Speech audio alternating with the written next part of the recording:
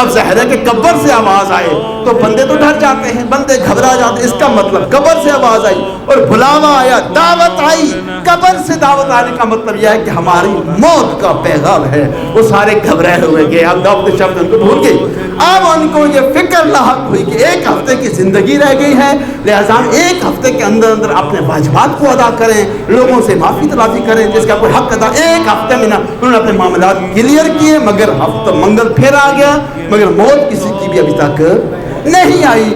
دوبارہ وہ سارے اکٹھے ہوئے، نے کہا یار پتہ تو کریں، اس نے تو کہا تھا مہمان بنو گے، ہم تو سب زندہ ہیں، ممکن ہے کہ اس دعوت سے مراد کوئی اور دعوت ہو۔ چلے جاتے ہیں، دوبارہ چلے گئے اسی صاحب قبر کے پاس، قبر کے پاس جا کے کھڑے ہوئے تو کہا کہ صاحب قبر آپ نے آج کے دن کے لیے ہمیں دعوت پہ بلایا تھا، تو کہاں ہے آپ کی دعوت؟ تو جواب آیا کہ بالکل تشریف لے آئیے۔ ادھر سے اس نے کہا تشریف لے آئیے تو ادھر سے ان کی آنکھوں سے پردے ہٹ گئے، دنیا کے پردے ہٹے، برزخ کے پردے کھل گئے۔ اب یہ کہتے کہ ہم نے کیا دیکھا کہ جیسے ہی ہمیں بلایا گیا تو ہم چلے گئے، ہم نے دیکھا کہ ایک خوبصورت قسم کا باغ ہے، اس میں طرح طرح کے درخت ہیں، ہر موسم کے پھلدار درخت اور پھلے ہوئے ہیں، اور شاد اتنا خوبصورت ماحول، دل جو ہے ہمارا شاد شاد اور باغ باغ ہو گیا۔ گزرتے گئے آگے گئے تو کیا ہم نے دیکھا کہ ایک بہترین قسم کا محل بنا ہوا ہے، بہترین قسم کا مکان ہے، اور ہمیں اس مکان میں جب گئے تو کیا دیکھا کہ ایک خوبصورت جوان بیٹھا ہوا ہے تخت پہ۔ جیسے ہی اس جوان نے مہمانوں کو آتا ہوا دیکھا تو وہ کھڑا ہوا ان کے استقبال میں، ان کا استقبال کیا اور پھر جناب بیٹھے۔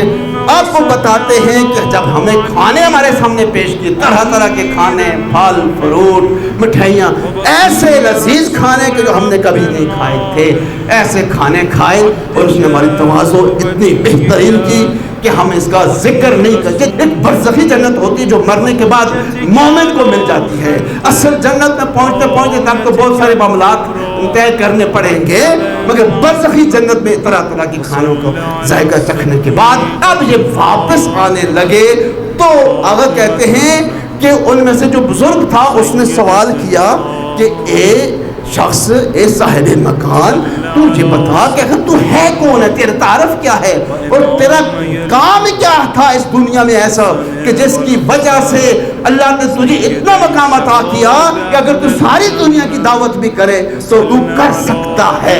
تعارف کروا۔ اس نے کہا میرا تعارف یہ ہے کہ میں تمہارے ہی علاقے میں رہنے والا ایک بندہ ہوں، صاحب تھا کہ سائیوں کا کام کرتا تھا، مگر میں دو کام میں نے اپنی زندگی میں اپنائے جس کی وجہ سے اللہ تعالیٰ نے مجھے اس برزخی دنیا میں مجھے یہ مقام عطا کیا۔ دو کام کون سے؟ اس نے کہا یہ کام، ایک تو یہ کہ میں اول وقت میں نماز پڑھتا تھا، جیسے ہی مسجد سے آواز آتی تھی اذان کی اللہ اکبر، یعنی جیسے ہی اول وقت داخل ہو جاتا تھا تو اب میں یہ نہیں دیکھتا تھا کہ میں کیا کر رہا ہوں، اگر گوشت میرے ترازو میں پڑا ہوتا تھا میں اس کو وہیں چھوڑ دیتا۔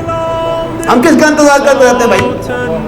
یہ 2 بجے کے ٹائم میں نے خود کیسے وہ جن کی مجھے کس نے اتھارٹی دی ہے، یہ اختیار کس نے دے رکھا ہے؟ اللہ کا جو حکم ہے اس کو ترجیح دینی ہے ہم نے۔ یہ چیزیں وہ ہیں کہ جن کے لیے مولا نے فرمایا تھا لا تنالوا الشفاعۃ الا من استخف بالصلاۃ، جو نماز کو حقیر جانتے ہیں باقی کاموں سے اس کے لیے یہ شفاعت نہیں ہے۔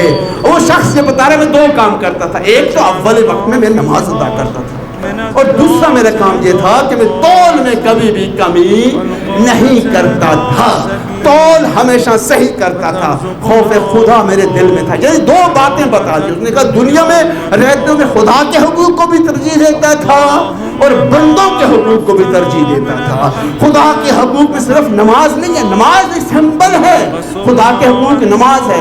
جو بندہ نماز کو ترجیح دیتا ہے اٹس مین کہ روزہ بھی اس کے لیے اہم ہے، جو نماز کو اہم سمجھتا ہے اٹس مین کہ زکوٰۃ بھی اہم ہے، اٹس مین خمس و حج و زکوٰۃ، سارے معاملات زندگی نماز ایک سمبل کا نام ہے۔ اس لیے کہ اول ما یحاسب به عبد الصلاۃ فان قبلت قبل ما سواه۔ بس عزیزان یہ 2 کام ہم اپنی زندگی کا حصہ بنا لیں کہ اللہ کے حقوق وہ ادا کرنے میں دیر نہ کریں اور بندوں کے حقوق ادا کرنے میں دیر نہ کریں. پھر تم دیکھو ہوتا کیا ہے.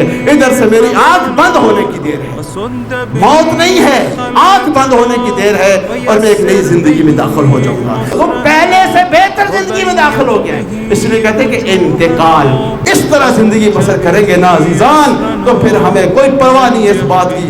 پھر وہی بات آ جائے گی جو مولا علی اکبر نے فرمائی تھی, جو مولا علی نے فرمائی تھی کہ لا یبالی, ہمیں اس بات کی پرواہ نہیں ہے کہ موت ہمارے اوپر آ جائے کہ ہم موت پہ جا پڑے.